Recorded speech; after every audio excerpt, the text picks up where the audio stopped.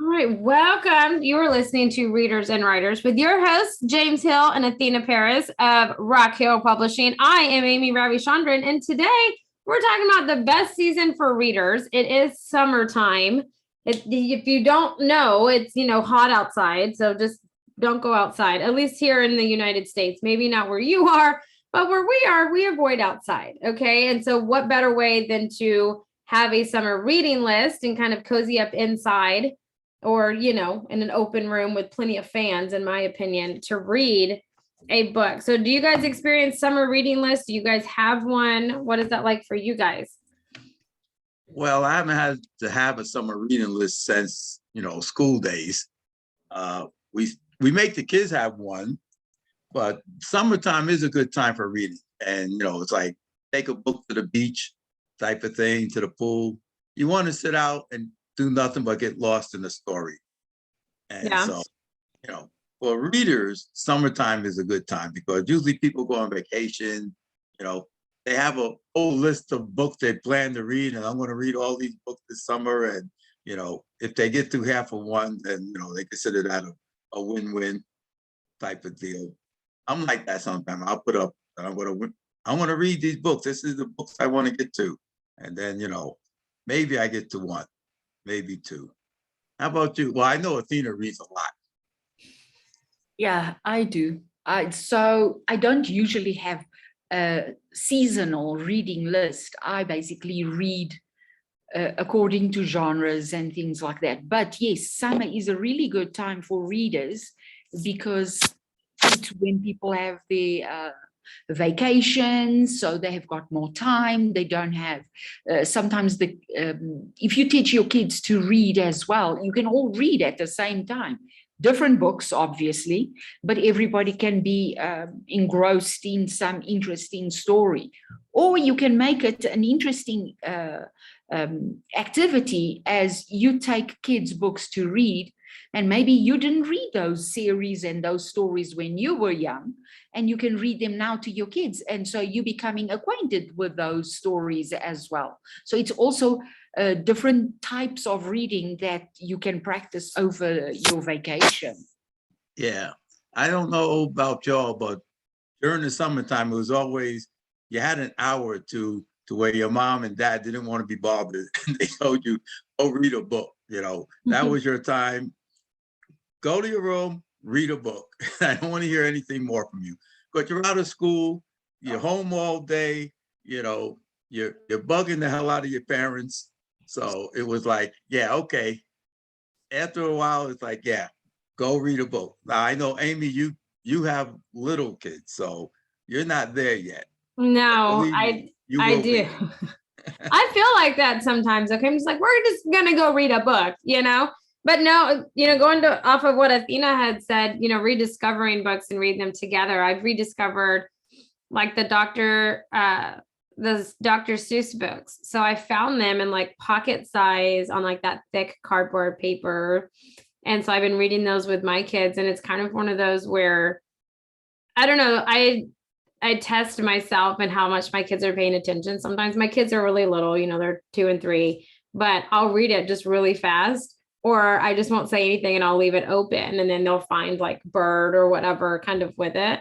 But it was just, I was like visiting those, and I was like, man, like this is so perfect to read in the summertime because they're like kind of quick reads and like, birds out, it's sunny, all of these things, not that they're not all the time, but in wintertime, it's different because it's, I don't know, maybe it's just with me, but like when wintertime, you can just kind of sense it. It's like you just want to ball up inside if Ice Mageddon isn't, happening, but you want to just like ball up inside, read a book, and you can just like look outside and know like if it just looks cold outside, not that Texas really gets cold, but to us it does. So, but Athena, are you going through winter right now, or are you in spring? Yes, no, winter. It's very, very cold right now, actually. And I read to my granddaughter all the time. And that is actually what we've been doing this past week, that we can't go outside. We've been going through her little books and testing her attention span, instead of reading the story straight as the story is, sometimes I paraphrase the story for her, because she's not going to pay attention to every comma, full stop, and things like that. She's not going to get the sentence construction. So I paraphrase what the story is about, and because her books mostly have pictures as well. So therefore, I point to the pictures and I explain what the story is about. The three little pigs.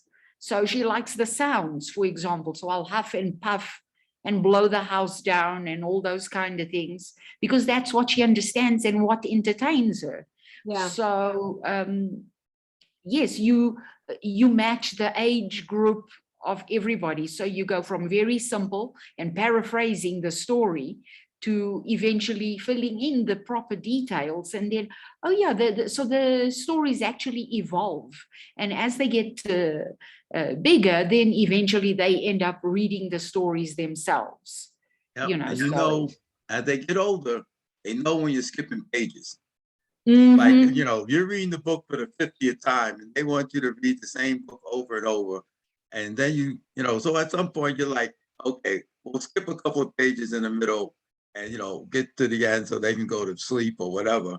And as they get older, they'll be like, wait, you skipped something. Yeah. I did it. Yes, you did. You skipped the page. And then you go back to, oh, so I did. Yeah. You play that card, we're like, what? There's this page there. I didn't realize that. Yeah. I think I don't know. I don't have that yet with books, but I have that with songs, right? Like Baby Shark is huge in my household. I cannot tell you how, I mean, that thing, it is on from when I wake up to I go to bed, it's playing in my dreams. Okay. Like I know the Baby Shark song, movement, everything. Okay. And they know I heard that song once. and the wheels on the bus. Yes. Yeah, Baby Shark and the wheels on the bus. Yes, I'm telling you, it's one of those, if I fast forward just a little bit, we got to start the whole thing over again. It's crazy, but I know they will eventually do that with pages and books and stuff. Cause there's some days I'm just, tired. It's like 8 or 9 o'clock at night. My kids have just got me going. Right. But it kind of brings into fact that there are seasons for, releasing books. There's popular times and less popular times to do that, like gearing up for summertime and doing summer releases is huge. If your book is kind of one of those that may require a little bit more time to read it, and kids being off, if it's kids age and stuff, kids being out of school, things like that, or in the fall time, gearing up, going back to school, if it's like an early reader, educational, things like that. But what do you guys kind of see in terms of seasons for releasing books? Well, so summer seems to be, since it's a light season, you tend to think of lighter reading, not as in-depth kind of books. So you would leave horror, mystery, suspense, perhaps for the winter. And summer, you read your romances, your wonderful adventures, which is exactly the same. Stuff. Yes, which is exactly the same that they do with the movies. They release the blockbusters with lots of adventure and all of that. So reading movies, kind of the same. Yeah, that makes sense. Yeah, I could see that. I'm more like, I don't know, I like action-packed horror suspense all year round, right? It's always Halloween where I'm at. But I mean, I could see that. I never paid attention to like movie releases and what come out in different seasons, but now I'm going to have to pay attention to that. I've never caught on to that. Yeah, summer is always a time for action adventure. Not really heavy mysteries, like Athena was saying, sort of like romance, light mysteries, something that you can go through quickly.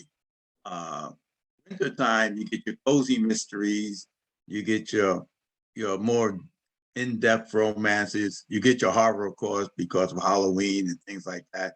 So you get those type of mysteries, those type of stories.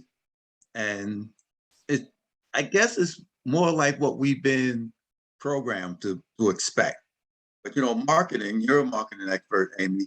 Marketing, they steer you to one thing or the other somewhat. Yeah. And I'm not sure if it was a natural way that people thought, and therefore that's why we go to the lighter stuff, or if it was marketing ideas. Like we're not going to hold somebody's attention with a big thick book of 300-400 pages in the summertime. Let's get them a 150 to something like that page book that they can read through at the beach or whatever when they're on the go, type of deal.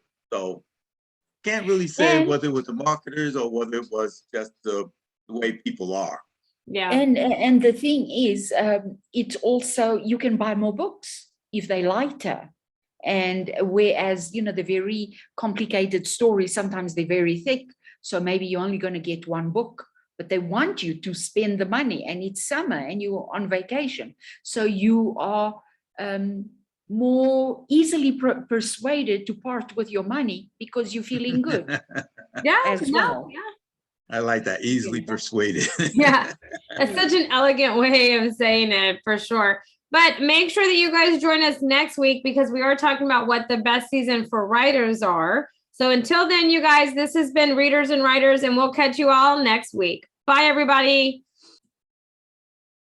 Welcome, everybody, to Readers and Writers with your hosts, James Hill and Athena Paris of RockHill Publishing. I am Amy Ravichandran, and today we're talking about the best season for writers, which, let me just say, I'm super excited about. I'm not a writer myself. Everybody knows this. I live vicariously through writers. I just promote you guys and your amazing works. But I have no idea when the best season for a writer is. I got readers, marketing, I can do that. But, what is the best season, in your guys' opinion, for being a writer? When you get the most writing done?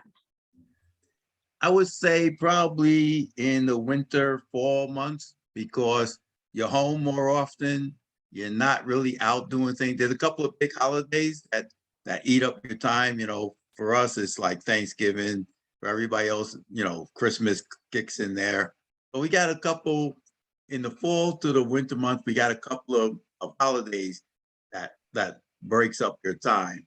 But for the most part, you're pretty much home. You're not really traveling because of weather-wise, and a lot of these conferences and book shows and fairs, those are all summertime things to do. So in the winter, you're sitting home, and what else are you going to do? You're going to write. You're going to work on that next book from the last summer that you had your great success on the book you released last summer. And now you got to get to work on the next, installment or the next book in the line. So I would say the best time for writers, and the time that most people are probably most productive, is during the winter. I would say so too. And a strange thing is that sometimes writers are using their seasons in opposite. So you're writing in the winter something that you want to publish in the summer, and over the summer you might be writing something that you want to publish in the winter. And so therefore sometimes the genre that you're writing is opposite to what the season is. Because if you follow that, like if a writer wants to publish every single year a book, that's usually how they do it, so that they can have it ready for the right season. So you might be writing romance, like mysteries, like cozy mysteries and all of that. So you're writing those in the winter so that it can be ready for the summer. And over the summer, now you might have the vacation with the kids and that, and you're now working on the heavier works that you want released in the winter.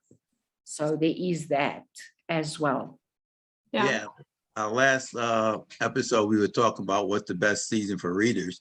And yes, you're quite right, Athena, that you were usually thinking 6 months or a year ahead when you're writing the story. You're usually thinking about, when am I going to put this story out? And therefore, what genre am I going to be writing in? So the genre, kind of like, you have to write it before it gets there. Sort of like you always see in the stores, they're putting out Christmas stuff in October. People always complain here that we haven't even got through Halloween and they're already putting up Christmas stuff. Yeah, well, you have to be ahead of what's coming.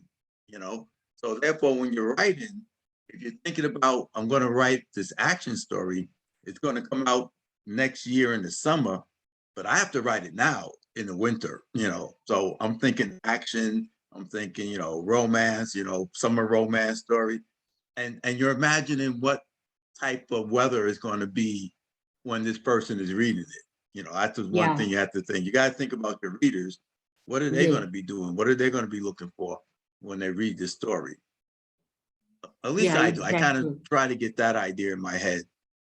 And of course, the thing about weather and all of that is that we know that book tours, when they used to exist, took more place during the summer.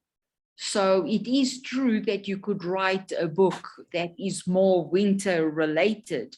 But if your publisher wants to release it in the summer to get you the best spots, you know, for your tour, because we are all now able to go out again and do all these things, then of course that is comes into play as well. Yeah, I could see the wintertime being like, I guess, the best time to write. But I don't know. I would, if I was a writer, for me Well, as a marketing person, it is the most chaotic time of year because you have holiday specials, holiday conferences, holiday parties, all of these things, you know, going on, especially if you work like a full-time job and stuff. And then the summertime for me is like laid back, which is makes sense in terms of spending more money on books, right? I have more time to read and do all of these things.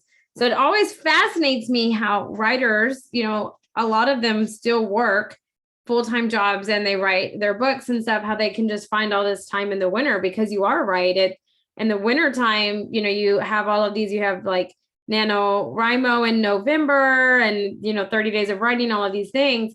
And then, you know, you start seeing their books come out in spring and summer. And so for me, though, the holiday season, just winter is so packed with just, I don't even want to think about it, honestly, of how, how packed it is. I don't think this is why I don't write books. This is why I market books, because I couldn't do it.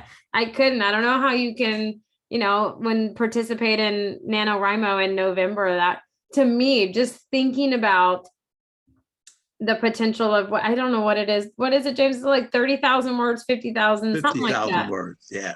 That just NaNoWriMo stresses me out. NaNoWriMo is really hard to do because it is in November and you do have holidays that are Yeah. coming through in those days. And, you know, you have family obligations and, you know, you have to do 1,600 words a day to get to that 50,000 words in November. Plus, we Yeah. also do Miami Book Fair. Miami Yeah. Book Fair comes up in the end of November, last week of 2 weeks of No, November. it's the week before Before Thanksgiving. Yeah, the week before Thanksgiving.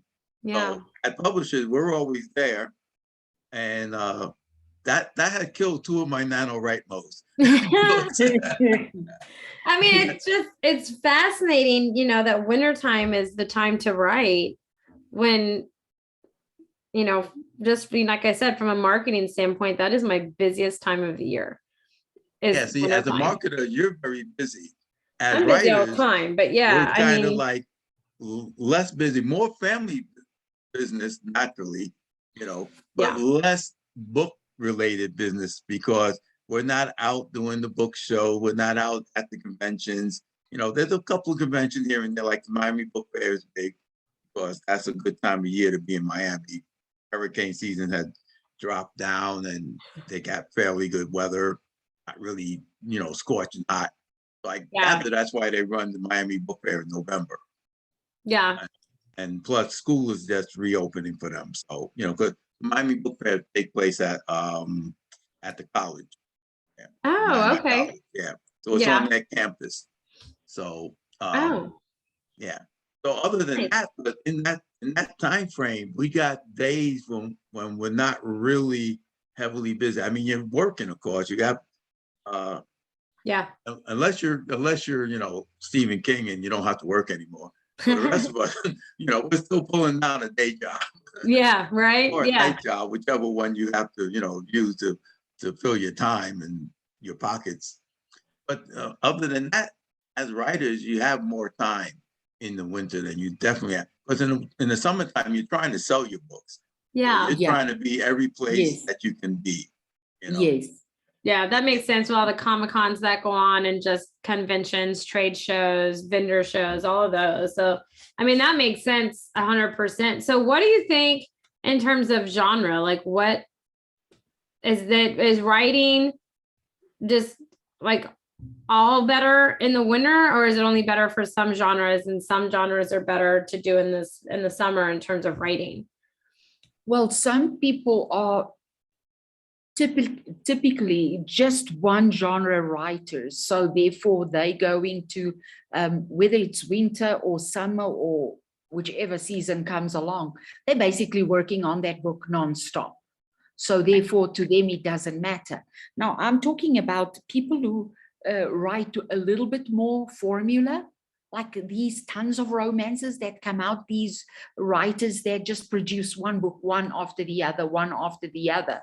They have their specific times when they like to write, because they want all these books to come out in the summer, because that's when everybody, then again, people read all the time. So it doesn't even matter. I mean, in the winter, because it's so miserable and depressing, sometimes maybe I want to read a romance about the beach, while, Yeah, Yeah, go I sit was in your gonna hot say bathtub. that. That's what I would do. As far as being a multi-genre author, I don't really pay attention to the weather because exactly. it will influence what you're writing. So if you're Okay. writing a book, like that one book might jump from a couple of different seasons. It might span a couple of years. So part of the book might be in the winter, part of the book might be in the summer. So even if I'm writing in the winter, I still have to think of summer scenes. And what would the weather be like during this summer, during this story? Or what would the weather be like if I wanted it to be a winter scene? If you need it, if it's a sci-fi or something like that, you kind of like make up your own settings. And so the weather and the time of year really doesn't play that much into it because you're creating your own world. In fantasy, in sci-fi, you're sort of like creating it. Now, the only thing is, you might be full of doom and gloom in the winter because it's a doom. So you might be a little heavier subject. And you come back later when you're reading and editing it, and you say, my God, this is dark. Oh, I remember when I wrote this. Yeah, it was like 3-4 days of snow. Yeah, you were over the snow. Okay, Yeah. I get it. So I get it. this is the very dark, Patrick. We're gonna have to lighten this up a little bit. Throw some jokes in there or something. I could see that. I could see that for sure. Because there's just, like I said, last week, there's some days you can just look outside and it just looks cold and you're just like, not today, not today. I can't do it. So I usually curl up, and that's when, I'm not a big Hallmark fan, but that's when Hallmark comes on. It's just one of those, I need to watch one of those Hallmark, holiday movies that's, far-fetched and unrealistic, and it makes me happy, because I'm just like, oh, it's nice and sunny and hot there. Oh, it's wonderful. So I could see that for sure. But that's interesting. I've never stopped to really think about if there was a season for writers and was like more popular season. I just kind of deal on the whole marketing end, and I just know that those are what my busy seasons are. So that's interesting. I've never stopped to think about that, honestly. In the 10 years, 11, 12 years I've done this, I've never actually stopped to think about, is there a season for writing? I'll tell you something. When I was writing Pegasus, it came into the middle of the winter. And it got so depressing in that story. And I kind of like had to end the story. I was like, my God, I'm going deeper and deeper. This is going to depress the hell out of a lot of people. We need happy moments. Yeah, it's depressing me. And you're like, oh, I might have to end this story. Oh my goodness. What's a murder investigation discovering a body in full sunlight? No, it doesn't work that way. It has to be raining, it has to be depressing, it has to be dark, the lights have to be out, all kinds of things have to be happening. There's thunderstorm going on, lightning breaking trees in half, and it sounds just right for a murder, that all these things are happening, and the police have to be drenched, they're walking around in these raincoats and umbrellas, and it doesn't look right if it's the middle of summer. And that's how you get that is a true statement. Yeah, that's how you get your hard-boiled detective, because nobody wants to be out there looking up some person killed and all that kind of stuff. He's standing there in the pouring rain, he's looking at it like, yeah, what do you want me to do about it? No, that is very true, Athena. I've never stopped to think about it. I've never read a book where an opening scene was, murder on a beach at 110-degree temperature where they boiled to death. That's never been an opening scene in a murder mystery book that I have read. So yes, that is very accurate. Very, very accurate. Well, you guys join us next week because we are going to be talking about junior seasons. And I'm very interested. I want to know how you kind of came up with junior seasons, and we're talking themes and topics and hot and just all kinds of stuff, kind of a little bit of what Athena just mentioned. So that's kind of your teaser for next week. But until then, you guys, this has been Readers and Writers, and we'll catch you all next week. Bye, everybody. You are listening to Readers and Writers with your hosts, James Hill and Athena Paris of RockHill Publishing. I'm Amy Ravichandran, and this week we're talking about junior season. So who wants to tell me what they mean by junior season? Because I have no idea. All right, I'll go because I came up with the idea. Perfect. Okay, all right. This is our third season of the podcast. So if you go by high school, it's, you're freshman, you're a sophomore. So this is our junior season. We're now well into the podcasting world. And we was a little delayed this year because we did a couple of books that we were publishing and getting out this year. So our junior season kind of got slid to the back a little bit. So, but we're still at it. We're still working on it. And part of the idea as we were doing these and we're developing them, we're coming up with the idea, all right, so how do we want this whole podcasting thing? What kind of branding, as you would probably say, Amy, what kind of branding are we trying to do here? Yeah. And so we come up with the idea of, do we want to be topic driven or do we want to be theme driven? Oh, okay. And what's the difference between, and this goes to book and writers and readers, what's the difference between something that's topic driven or theme driven? And so here we are, third season, and we're trying to decide, who are we?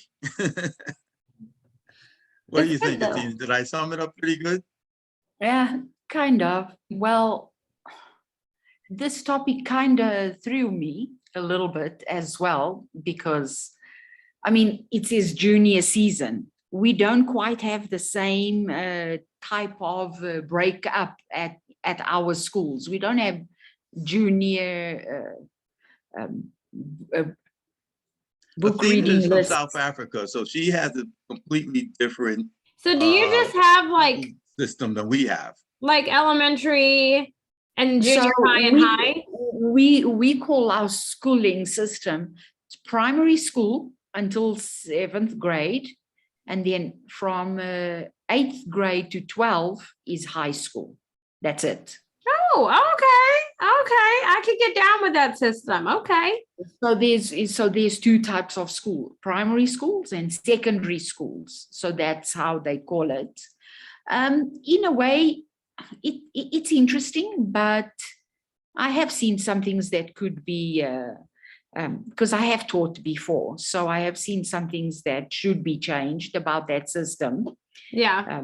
I don't quite like that a 14-year-old is in the same school with 18 and 19-year-olds. I find that a bit problematic. But anyway, that's besides the point. We're veering off the topic here now. So when we write, we use sometimes topics and themes as well. So a topic is how you tell the story, but the theme is the kernel of your story. So, for example, you're writing a book about people stealing. whatever. So that's your topic. But the theme of the story will be stealing is wrong. So that's Or the theme stealing of is your good, story. depending on how you're So- telling the story. Yes. So the topic is how you're telling the story about these people who steal all kinds of things. But the theme of your story is you're trying to show that stealing is wrong. So that's the theme. So that is where we come in with topics and themes, and how you pick the themes and topics for especially young readers. So are you trying to teach a moral, or you just trying to tell a story? Sometimes you can do both. You can tell a very good story without preaching to anyone and sneak in the themes that we wish people to be aware of and learn. We all be truthful, don't steal, all those kind of things that you want young people to learn. So in your storytelling, you can be encouraging them to practice all the good ethical, moral things to do without sounding like the preacher on a pulpit. I think every story really has a theme to it. As a writer, we're always trying to get a message across, Yeah. And so no matter how old your audience might be, you always have a message that you want to impart to people. Your belief system, your truths or whatever, Yes. So there's always a theme behind the story, and how strongly you bring out that theme depends upon who you're speaking to, who you're writing to. Like when you're writing to a younger audience, you're trying to make the theme more important or stand out a bit more than if you're writing to an older audience. Because you're writing to an older audience, they already know, stealing is bad. There's no way about it. If you're a crook, you're a crook, But as when you write to an older audience, you might want to bring out maybe a secondary theme like friendship, or some sort of other morals that you might have put in. So even though they're crooks and because I write the Killer series, which is about crooks and criminals, there's underlying themes to that. So yeah, that these people are bad in the things they do, but there's also a theme about relationships and loyalty and things like that. And so those are the themes that you're trying to push to the forefront, more than the idea that, oh, these people are just bad people, So there's sometimes it depends on your audience age too, as to what theme you're trying to push. And that might be something that's a little bit more subtle, but as the story goes on, you kind of see that coming through as the actual theme of the story, rather than just the good and bad of the situation that you're. Yeah. Yeah. No, I mean, that makes sense. I can always kind of see that, because it always is like, if you have like a psychological thriller or like murder mystery, there's always like, some form of like abuse, but then it's like the overcoming of it, and, power from relationships and support systems and things like that, besides just murdering people, which is my thing. But when you think about theme, it's something that can be understood by everybody straight away. So it's a universal idea, the theme. The theme is always a universal idea, because stealing is wrong. But the topic of your book is going to be specific to that book, because you picked it and you're writing about it the way you want. Right. Whatever like the topic could be bank robbery, So they're robbing a bank, and then you say, well, the bank is really with the bad system. They were taking advantage of the people. right. So somebody come in and they're taking advantage of the bank. So that's the topic. The topic becomes bank robbery, or but the idea of stealing, you're still saying that these people are still thieves, and they're stealing. Both sides are stealing from the people, so both sides are bad as you look at them. Yeah. The bank is bad for stealing from the people. The people are bad from, the people in the story are bad because they're robbing the bank. Yeah. Well, so when you go into writing, like you have an idea of this book and you want to write it, what happens first, the theme or the topic? Yeah. I'd say the theme always happens first, at least for me. I always come up with that one idea, that cross the board blanket idea. This is what the book is going to be about. Then you build a topic around that. How am I going to tell this story? What situations are we going to use to tell this story? Yeah. So for me, it always comes down to what's the theme? What am I trying to say? And then how, because you could tell the same theme in several different stories in several different ways. Yeah. So, it's all about how do you choose the topics that you want to cover? Like I was saying about the bank robbery. All right. So you want to say, there's corruption and, big business is corrupt and this and that type of deal, So do I tell it as a bank robbery story where I have people rob the bank?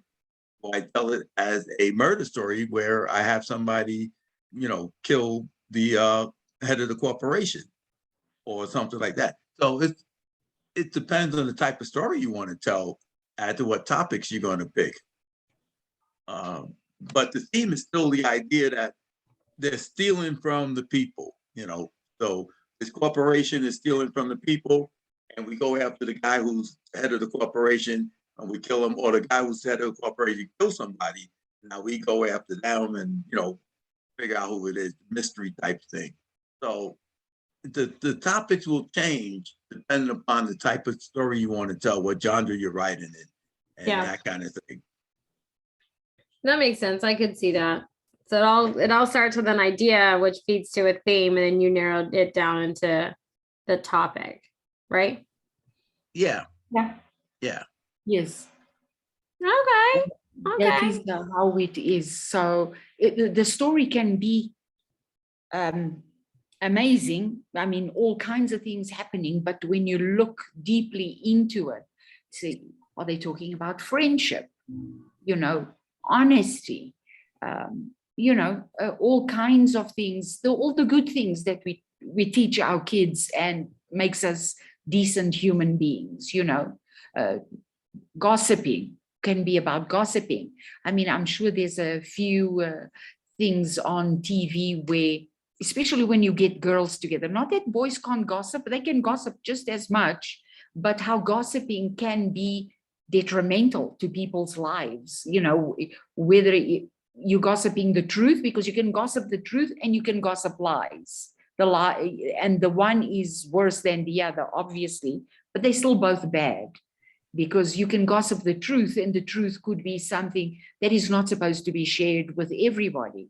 Right. And so you try to teach people that we mind our own business. Only when people are in danger, we're supposed to speak up and those kind of things. And kids need to learn the difference between things. When do you speak up and when do you say nothing? Yeah. No, I like that. Yeah. I like that.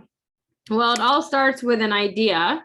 Is what it all starts with. That's every writer starts with an idea, which next week we're talking about, is it just an idea or does it have the potential to become a series? Are you afraid that the idea that you have is just a one and done kind of book? Or maybe have you crammed too much into one book and now you have this slap your mama, it's going to hurt book and you need to break it down? What all kind of things fall into that? So next week on Readers and Writers, we're going to be talking, is it just an idea or does it have series potential? So until then, everybody, bye for now. Welcome. You are listening to Readers and Writers with your hosts, James Hill and Athena Paris of RockHill Publishing. I'm Amy Ravichandran, and today we're talking about, is it an idea or a series? So I hear this question all the time.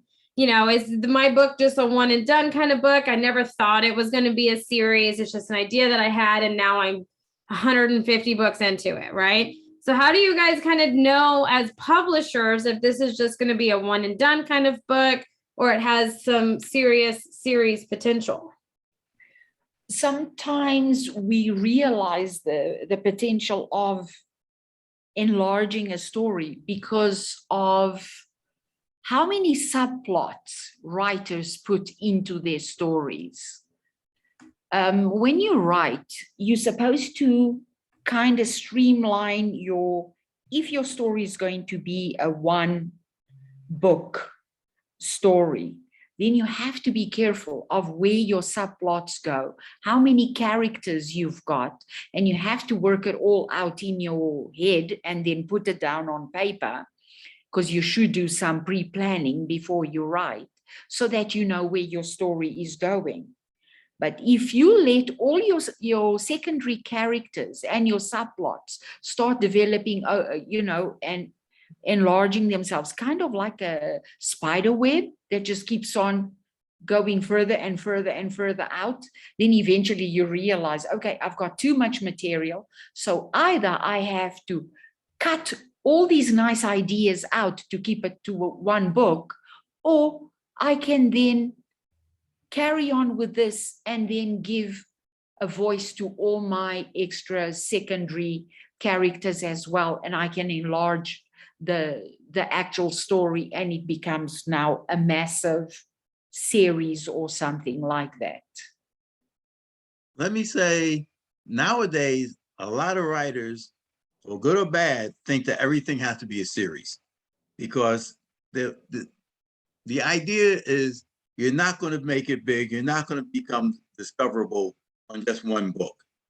So everybody thinks of, I not only have to write this book, but I also have to write the next book and the next book after that, in order to get out there. So they always start thinking about series and on a series of stories.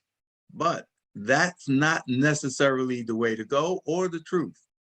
Now, when you say as publishers, how do we decide whether or not it's going to be a series or not? First off, if you pitch into a publisher, pitch one book.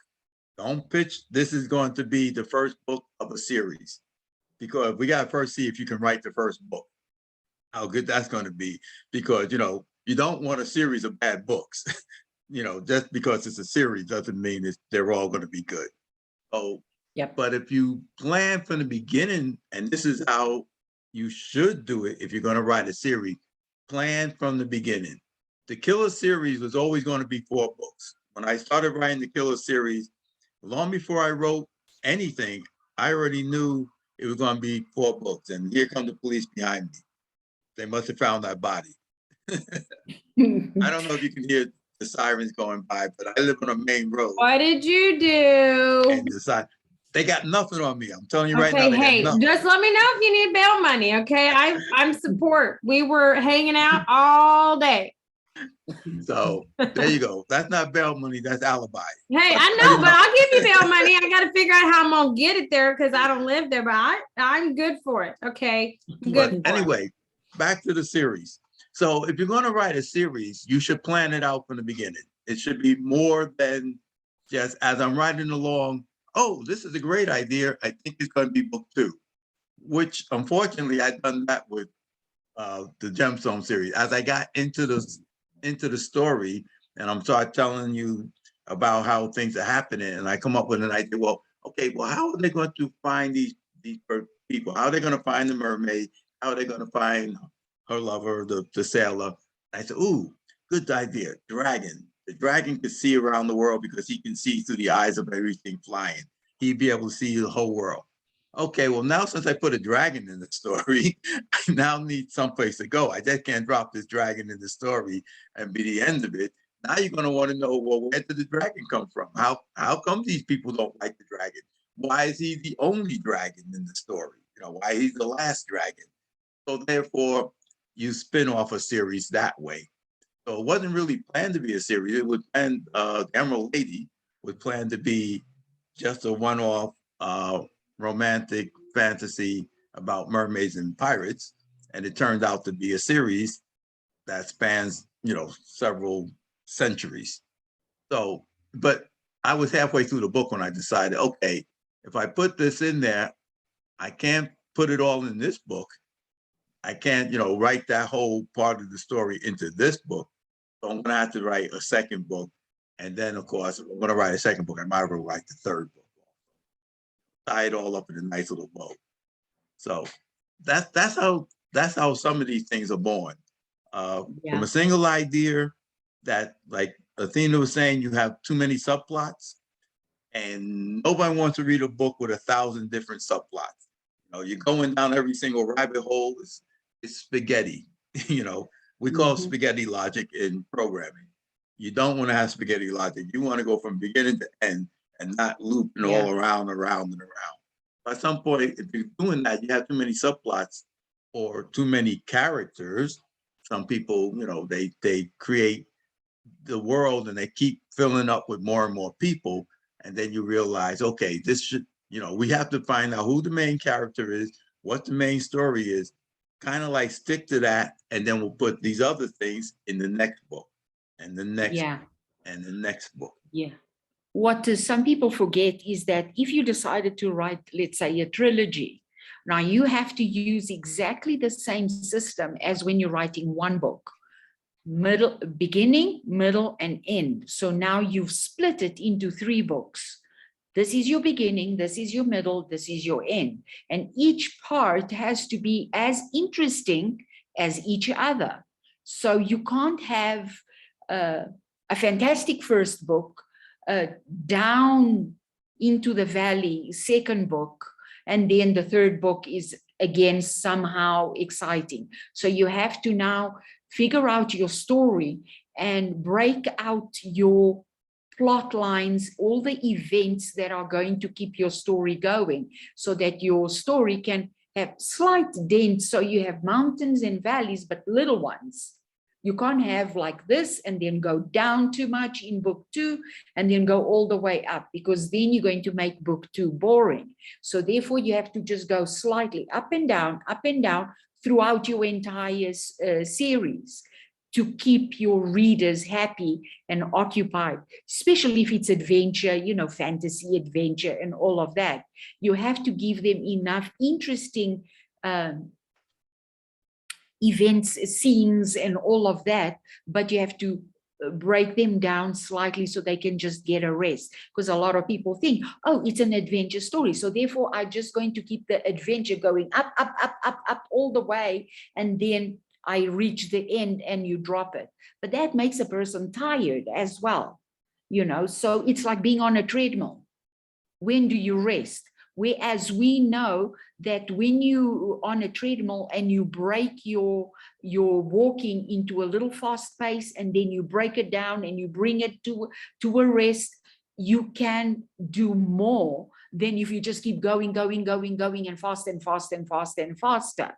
So anybody who's done a treadmill understands that concept, that it's good to take little rests in between. So it's the same as mountaineering or whatever, going on a trail. If you keep on going up a mountain, it's terrible. Halfway, you're going to be sunburnt, sunstroke, dehydrated, all those things. But if you go slowly up the mountain on a trail and you zigzagging up, you are going up, but you are going on a level. And that's exactly the same with writing. You have to be careful how you break your story and what kind of information you put then in your 3, your 4, your 7 books. And everything has to have a beginning, a middle, and end. So each book must have those things as well. But at the same time, your arc, that's why it's called an arc also. It goes from the one across the other one and onto the other side. Yeah. And I also like to say that sometimes you got to take a look at your story and realize your story is not 2 or 3 books long, because you really aren't telling a story that you're going to keep going. The story is this basic idea that you have, and it is just a 1-book deal. The whole story really is covered in the 1 book, and your subplots and everything may not really be that interesting to the story. You got to always remember what's the main idea behind the story. Like you were saying, Athena, you can't go up, and then on book 2, boom, nothing happens. It's just, event after event, but no real thrilling action, no real reason to be there. And then, oh, okay, Yeah. I'll get to book 3 now, and then there'll be action again. No. That's the way your series is going. You don't really have a series. You have a very good idea for a single story. Yeah. And, you have to sometimes realize that, like I said at the beginning, some people think, well, I need at least 3 books before people know who I am. So I'm going to take this one idea and make 3 books out of it. Well, does the one idea actually carry over into the second Yeah. book? That's why I also said, don't come to us and say, hey, I'm writing a series and this is book 1. No, just tell me you're writing this book. And Yeah. then we'll decide if this book is good. Do you have a follow-up to this book?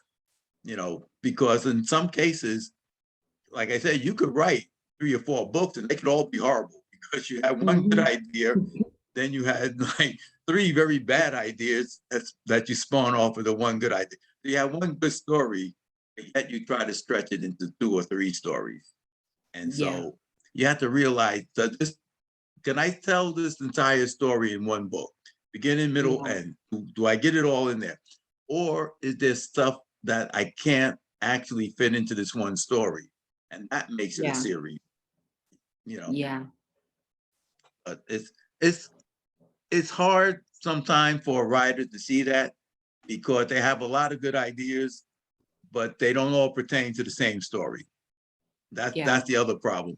You may have a lot of good ideas, but they're not all being told in that same story. So Right. the other ideas might be good and they might make good books, but don't put them in a series because they're not related to each other. Yeah. Even if you make the characters, some series are based on characters. So you Yeah, say, okay, I have my characters and I'm going to tell book 2 about these other people in the story that I introduced here. But they don't really play a part in the first book. So who's going to read their story in the second book? It's better just to make a second book that's all by itself. A lot of writers also, what they do is they create events for the story to move along. A story sometimes is, you have to figure it out. Okay, so this is the person, this is his problem. He needs to get to this ending. So how does he, in a natural way, it has to feel kind of natural to the reader, how he goes from point A to point X, with a lot of things in between. But be careful what type of events and scenes you create, because a lot of them could be obsolete for the way to get there. So you could be wasting your reader's time and yours, because you're writing all these things that are actually not propelling your story along. You're just creating events in this book. And like we always say, a lot of events do not a story make. Right. Yeah. No, for sure. I think it's, one of those things. Sometimes you could just have a really long, story that could be cut into, 2 books if there's a good stopping point. But I think, you should always just write one book at a time. And if it evolves into a series and it evolves kind of thing. But speaking of that, I know next week we're talking about book tours, going to different, Comic-Cons or vendor booths and trade shows and things like that. So is it better to have a series to go to those, or is it better to have a ton of, standalone books? So I'm excited to dive into that conversation. So we're thinking about if it's going to be better to have a series or standalone books doing book tours, or should you just do one for every book? But you guys, this has been Readers and Writers. So make sure you join us next week, because that's what we're going to be talking about is book tours. Which one is better? Is it good to just go and get exposure? All of those things. But until next week, you guys, bye, everybody. Bye. You are listening to Readers and Writers with your hosts, James Hill and Athena Paris. I'm Amy Ravichandran, and today we're talking about book tours. So last week, you guys, I asked you, are book tours better for people with a series or with a ton of standalone books, or a combination of both? So kind of what is your opinion on book tours and who's going to have more success at these? Well, let me give you a little bit of experience here. Okay. when you go on a book tour and you have a series of books, they always buy the first book if you're unknown. True. Because, you know, everybody wants that. Even they look and they say, oh, the second book looked real interesting. Well, you do But then have they buy those the first book. people. They're Yeah. rare, but you do have those people that'll be like, ah, you sold me on it. They buy the whole series that's out. I mean, that Those are the sometimes people I happens. love. Those are the people I love. Right. And they're 1 in 100. Yeah, they're far between, but you know, when they come to your table, you're just like, can I hug you? You know, because Yes. now we can hug people again, you know, so Yes. it's nice. So there, but I also have standalone books, which, you know, it's no easier selling the standalone book than it is selling the series. And if people read your first book, if they come back and they see you somewhere else, or you do these conferences and the conventions and these things year after year, like we do the Miami Book Fair year after year, I have had people come back and said, yes, I remember you from last year. I read your book. I'm buying the second, and I think I'll buy the third now too, because they know it's going to be another year before I get back there. So therefore, they're willing to buy the next 2 books in line or whatever it is. So having a series of books don't make it any easier to sell unless you already sold the first book to them. And then, you know, they're fans, so they're coming back to read the second or third book. Like you said, there's some that come up with the idea of, that really sounds like a good series of books. Let me buy all of them. Yeah. And then, you know, Well, and of so course, I'll give them a special price. how do you do it at book tours? Do you like discount the first book, or do you offer like a discounted rate on bundles, or do they just get to take their photo with you and get a free bookmark? Like, what are some of the like tips and trips if you're going to start doing book tours or conferences or Comic-Cons? You know, what are things that you should be thinking about and considering, you know, promotional wise to do? Yes. First off, if you're going to be there in person, signing book, or first off, people like to get a signed copy, but you should also give them a little bit of a break on the price. So I see some people say, you know, the first book is, you know, discounted, the second book, whatever, is, you know, regular price. I kind of like discount all of the books. You know, I'll take a couple of dollars off of all the books. I'll take, if I'm selling the series, I'll sell you the bundle for, you know, a nice price. So my thing is, you never want to bring any books back with you. Sell them all if you can. Don't give such a big discount that you're going to lose money, because let's face it, we're in the business of making money, you know. So don't discount them so much, because some people will tell you, well, can you knock another $5, $10 off the price? And you're like, I already knocked $5 off the price. If I knock another $5 off the price, you know, I'm not making any money. I'm not here for my health, you know. So they're off. And you should have free stuff to give away. And when I say free stuff to give away, bookmarks, you know, different things, postcards, whatever. I had nice little dragon metal bookmarkers and things like that you're going to give away, swag as we call it, right? So that, I mean, it costs you as the writer to get these things and to have these things made and all that kind of stuff, but it doesn't cost as much as your book. So therefore, if they buy the book, they get the nice bookmarker to go with it. You know, that type of thing is a good selling point. You can also sell some of these bookmarks, like I was selling some of them for $5, because people just wanted the bookmark. And at first I was like, no, you can only get the bookmark, you know, the little dragon or the mermaid. You can only get it if you buy the book. And then I realized, you know what? I should just sell the bookmarks. They want to buy the bookmark, sell the bookmark. It's still making money. So I would sell the bookmarks also. But you can get the bookmark for free if you buy the book. So that's one way of doing it. And that you should always have something to give for free. Yeah. The thing about fairs and Comic-Cons is that sometimes you have to be careful what you present at each one, because Comic-Cons, for example, are big fantasy attractors, because those people automatically like the costumes and the adventure and all kinds of things. And there's a lot of series writing in at the Comic Cons usually, because people are looking for those kind of, it's the sci-fis and the Star Wars, fantasy, it's Lord of the Rings and Harry Potter, and all those kinds of things do it extremely well at the Comic Cons, because either you can dress as the writer, you can dress in one of the costumes of your story, or the people know your work and they will dress and come, oh, I've been looking for you. I was dying to meet you, my hero. You wrote the best story in the world. Doesn't have to be, but they feel it is. And you are thankful for their support. And so, whereas if it's a fair or a convention or those things, you can sell the more realistic, let's say, the more realistic kind of writing, more like the romances and the mysteries and murder. But Comic Cons are really, really good for the fantasy and sci-fi, because, it's the make believe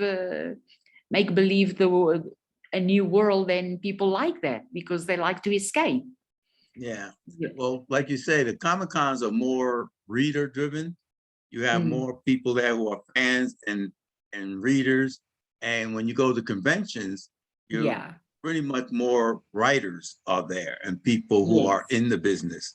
So, and of course, writers make good readers because they want to know what's going on in their genre and who else is coming up and things like that. So, like you say, they'll buy more mysteries, more action type things, not so much. Well, if you go to a fantasy convention, then of course you're going to sell fantasy books, but you get to the point where if you're looking at them, a convention is more geared towards the people in the business, where Comic Cons and fairs are geared more towards fans of the business. So you have a different, now if you go to a mystery fair where everybody's going to be mystery writers and things like that, then you're still going to get the same fair, people who are fans of that subject, of that genre. Yes, so, like the one that you do in August. What's that? The Killer Nashville. Nashville. Yes, Killer Nashville. So that obviously speaks to murder.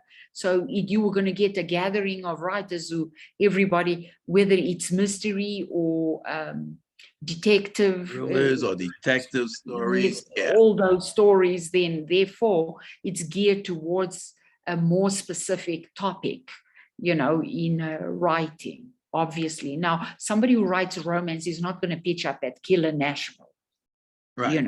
So if it's like a mobster romance, maybe, maybe, but no, I do agree, like conventions and stuff is all about the craft of being an author and a publisher, and it's the whole networking business entanglement kind of thing, whereas like your Comic Cons and your bookstores and things like that are more for you to engage with your readers, right? Because your readers are kind of what drive you to continue writing, besides for your love of writing. So I think it's one of those, you have to have a little bit of both, right? You have to have the pleasure of meeting the readers and stuff, but you got to do that business aspect and network and stuff too, right? Which and it's good to learn from other people in your craft. It's good to learn what they did, how they're making it, that kind of thing. You learn from each other. And writers, I would like to say, writers are very, very helpful. As a whole, we don't have the type of thing, probably because we're all broke, but we don't have the type of animosity or cat fighting that you find in other things. I think musicians might be the other ones, because a lot of musicians are also broke. So you kind of like share your wealth, share your misery, type of thing, where you go to the convention and people are looking to help each other out, and they're also looking for you to be a fan of theirs. So they want to tap into your audience and you want to tap into theirs. Yeah. So, I make a fan of you, then you'll recommend me to your audience. And if you make a fan of me, I recommend you to my audience. When somebody asks me, well, who do you like? I say, oh, well, I met this guy, John Takakis. I met him the other day at, blah, blah, blah. And he wrote this very nice detective thriller about Washington, about DC, political thriller type of thing. So that's what you're looking for. You're looking to expand your world, expand your influence. And that's why you go to conventions. Yeah. You go to fairs and you go to the Comic-Cons, you go to those type of conventions to actually meet the people and meet the fans. Yeah. And if they're fans of fantasy, then they will become a fan of yours if you write fantasy. If you write good, if you sell it, then, they're there for fantasy writers. They're there for murder mystery. They're there for, whatever. So if you're in that genre, then you'll pick up another fan here and there. And that's the way you do it. Yeah. No, that's definitely true. And I think it's, one of those where,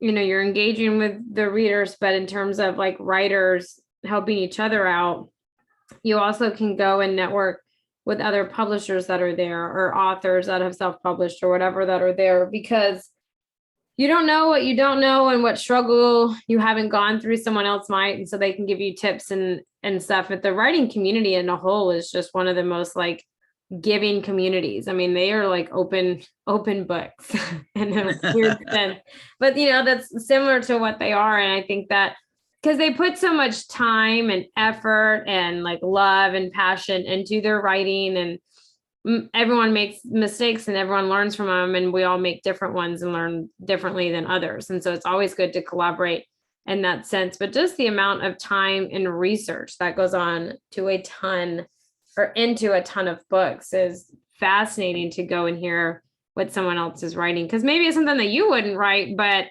you might be interested into it, like in it, at least reading it after hearing the passion that someone else has for that kind of genre. So I always find those things interesting and a lot of fun when I go to those, and dressing up is always just fun for me in a whole. But speaking about the time and the passion and the research that goes into it, next week on Readers and Writers, we're going to be talking about research, what all goes into it for fiction and nonfiction. A lot of research does go into fiction books. I know that you're like, oh, well, you make up these planets and stuff where they got to be realistic. So there's a lot of time and effort and research and hours spent researching that goes into it. So that's what we're going to be talking about next week on Readers and Writers. But until then, you guys, we'll see you all next week. Bye, everybody. Bye. You are listening to Readers and Writers with your hosts, James Hill and Athena Paris of RockHill Publishing. I am Amy Ravichandran, and today we're talking about research. What kind of research goes into fiction and nonfiction books? I know it's crazy to believe that fiction books actually require a lot of research. I know when I learned that, it was kind of interesting to know if you're world building and all of this, you have to make it realistic. Nonfiction, it's a given that you have to research those kind of things. So who wants to dive in first on the whole research topic? Okay. Do you want to do it? You want to go first? It's fine. But yes, fiction needs a lot of research, believe it or not, because you're creating a world and people forget about things like, so what does my world look like? What's the flora? What's the fauna? Is water the same color as on Earth as we know it, in our world?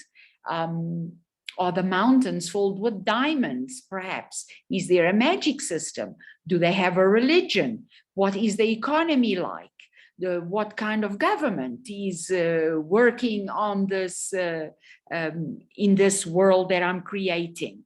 Is it a completely away from the world as we know it, or is it an imaginary world on Earth as is? For example, the difference is this: the Lord of the Rings is set. It's called Middle Earth. It's Earth because there were men in it as well. So there were different races of people. whereas you create a science fiction, for example, will be completely set out in a different world. They are not related to the world as we know it, and therefore you can create everything from scratch because they don't have to have any strings attached to the world. So Right. that is the kind of difference of research that you have to do in your fiction. Right. But even when you create a completely different world than the one we're used to, it still has to obey physical laws and Yeah. natural laws. So if you want to put somebody on a planet that's 10 times the size of Earth, you have to know that gravity is going to be tremendous. So these beings have got to be giants, not because the planet is so big or because the planet is so big, but they wouldn't be able to stand up against the weight of gravity. Or they will have to be gelatinous, jello type creatures, one or the other, but you can't have somebody that's, built like a human being and say, well, they're on this planet is 10 times the size of Earth, because anybody who knows anything about physics is going to call you out on that. They're going to say, well, how is this person even able to stand up, much less walk around, because of the fact that gravity will just squash him. So the guy better be a rock creature, or they better be gelatinous. They better be like jello, where, the gravity wouldn't matter because they'll be fluid mostly. Other things that you have to think about is, like you were saying, magic. You have to research on what is your magical thing? Is it innately in the person? Is it something that people are born with? Is it something people learn? If you learn magic, what are the tenets? Your magic system, yes. Yeah. What are the tenets? You can't contradict yourself. You can't say, well, we learned these magic and we have these spells and we learned them and blah blah blah. But then you can't turn around and say, but this guy just happens to do it. He didn't learn anything. He just happened to be able to do it. The two don't jive. So you have to do your research on whether or not, and then you have to come up with the idea, where did the magic come from? Because everything has to come from somewhere. You just can't all of a sudden say, okay, there's magic in the world, but what is the basis of that magic? Is it, something that's because of organic? Is it something chemical? What is your basic to the magic? Is it spiritual magic? So when you go into these things, you have to research what each property of your system, of your story is. It's much more research done in fiction than I would say in nonfiction. But nonfiction, you're just looking up facts. You're just looking up dates, what happened, who did this, who did that type of thing, But when you talk about fiction, you're crossing a lot of boundaries. So you better get it right. And people are going to call you out more often than not on fiction than they will on nonfiction, unless you're writing stuff like self-help. Yeah, well, nonfiction, people will automatically assume that you are at least versed in whatever topic you're writing about. So if you're writing about ceramics, obviously it means you've made a pot, a cup or something before, and you've got a love for it, and you're going to talk about all kinds of things, and you're going to have pictures, and you're going to have recipes for how you do this. You're going to have your table. You're going to be doing demonstrations. That's a book about ceramics. It makes sense. But whereas in fantasy, you're creating everything. So you have to make it believable, not stretch the imagination. And if you're going to stretch somebody's imagination, you have to give them the most plausible reasons of why it is. Like James said, if you're on a planet 10 times bigger, your people need to be almost 10 times bigger as well than what we are on in this world. Why? Because it makes sense for that planet. So that is the thing that a lot of writers forget, is that they think they can just create everything from nothing, and then they don't have to give explanations. And as far as nonfiction was going, I would think like when you talking about historical writing and things like that, because those things people can look up and they can make sure that the dates are correct. You know, they can say, if you're writing a nonfiction about the Civil War or the American Revolution or the war between England and France or whatever, you know, there's a certain amount of data out there that's verifiable. So as long as you don't mess up that data, then you're pretty safe with what you're writing. Now, you can bring in your own opinions as to why and how, well, not too much how, but pretty much why. You can bring in your own idea and slant it to your own way of thinking about why some things happen. But the data that you're talking about is verifiable. So therefore you have to get that right. And it's not that hard to go look it up. It's hard if you don't know how to do research. You know? It's hard to say, where do I go? If I want to write about the Civil War, or let's say a battle in the Civil War, then I'm gonna have to go pretty much to that area, pretty much to libraries or museums. And I'm gonna have to look up what the people did, how they lived, you know, what happened in the battle. And now on that part of data, with that amount of data, I can write the story and I can give my opinion as to why this battle took place, why was it important, and why they won or lost. Now that's really an opinion. It's not data driven. One person won, one side lost, and the why of it all is up to interpretation. Some people will say, well, you know, the reason why these people lost was because their leader was bad. You know, he was a drunk. A lot of people say Grant was lucky because, you know, they said Grant was a drunk and a bad leader, but he was lucky because he had a lot of people who followed him and they kept throwing more and more troops behind him. So, yeah. So they said, had he not had the reputation that he had, he would have lost the Civil War, because he was a bad leader.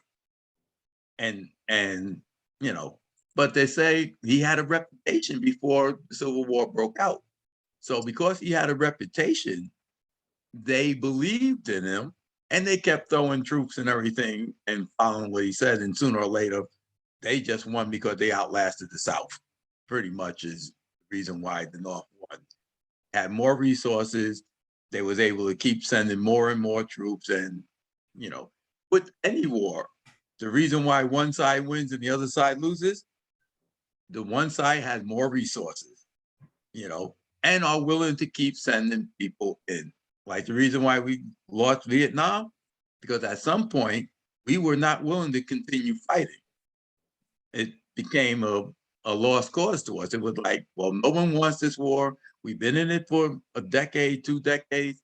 You know, we decided, hey, we put enough into this thing and we're not getting anywhere. And so at some point we left. The Vietnamese, the Viet Cong won. Not because they were better fighters, not because they had better materials or better generals or anything else. It's simply because they was able to last and it was their country. Yeah. You know, so at some point or another, that's what decides all war. You know, who's willing to bleed the most, basically. Yeah. That's interesting though. Like back at the beginning when you said, you know, actually a lot people will call you out on your things for fiction books and not so much for nonfiction books. Because like if I'm reading like a health book or something like that, you're very much right. I won't call them out if it's not true. I'll just be like, oh, well, this did not work for me. You know, this person did not know what they were talking about. But if it's like, you know, a sci-fi, and like you were saying, you know, you have this big planet with like itty bitty people on it, and you're just like, well, this makes no sense. I can't wrap my head around it, you know?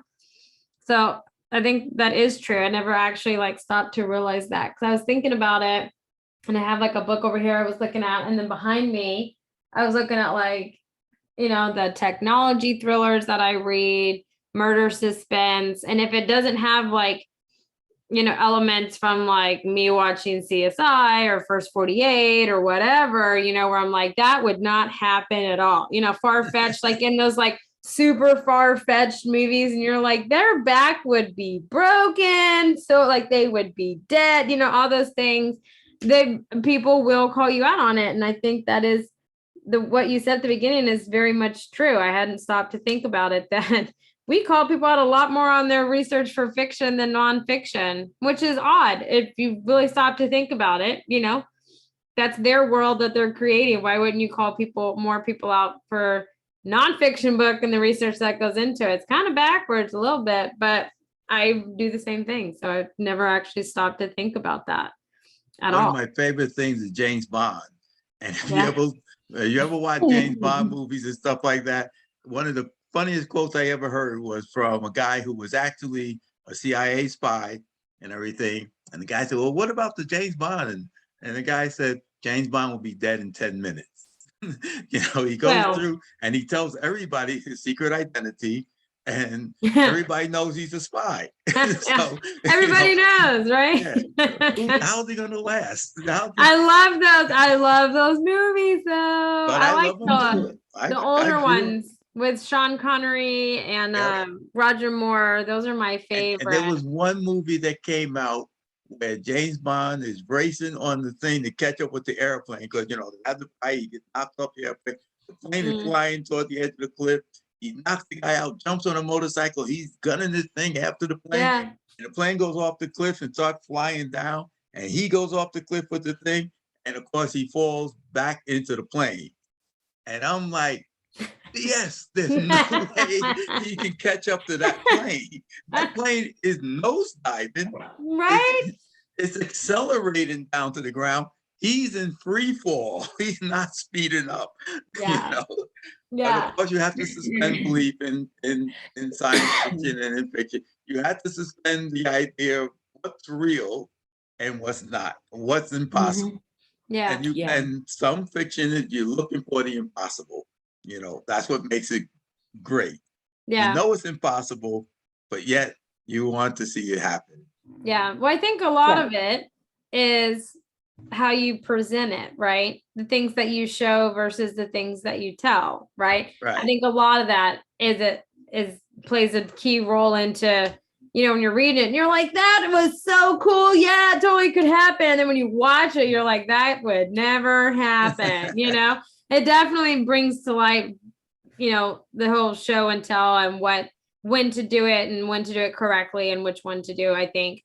For sure. But we're going to be learning more about that next week, because I know next week we are talking about show and tell. That's not one that you're going to want to miss. But you guys, this has been Readers and Writers. So until next week, we'll catch you all next week. We'll catch you all guys next week. Yeah. Yes, hey, words are hard today, man. Words are hard. But until then, bye, everybody. Bye.